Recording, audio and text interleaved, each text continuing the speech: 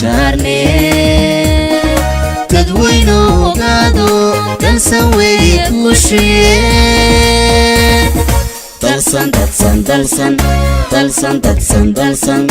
dalsan weeye guushiye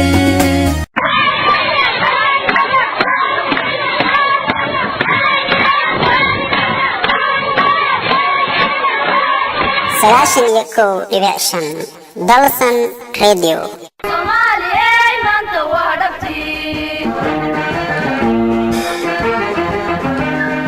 قلقو ديلدا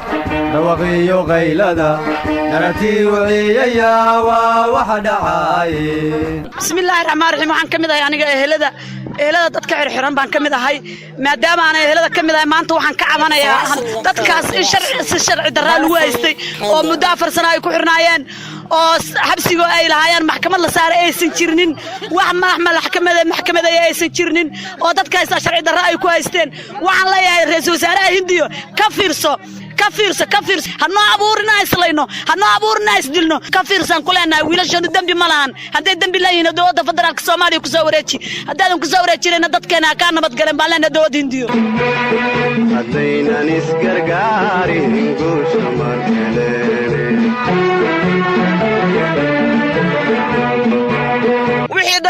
islaamiga dara waa iska inayaan naftii baa naga dhacay meel aan damale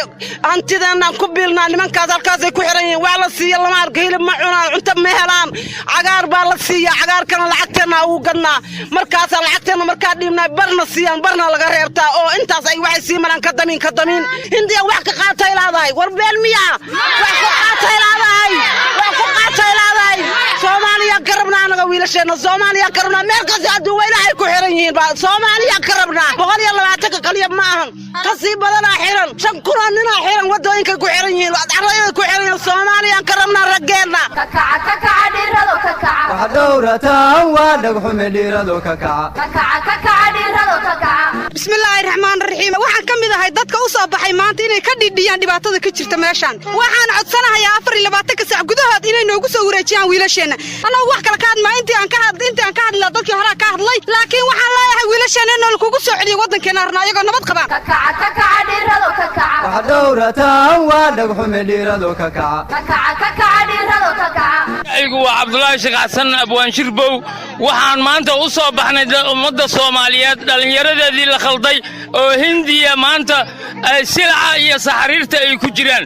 waxaan leenahay Soomaali baa leh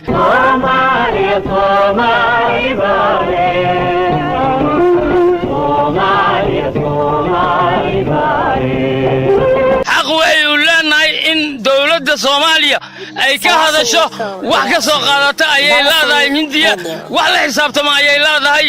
Soomaali baa leh xaq uma leh wadan kale in maxkamad lagu saaro xaq uma lihin in wadan kale lagu cadaadiyo haday dambi leeyihiin Soomaaliya hal keeno dalsan radio raadiyaha dalsan radio dalsan radio dalsan radio dalsan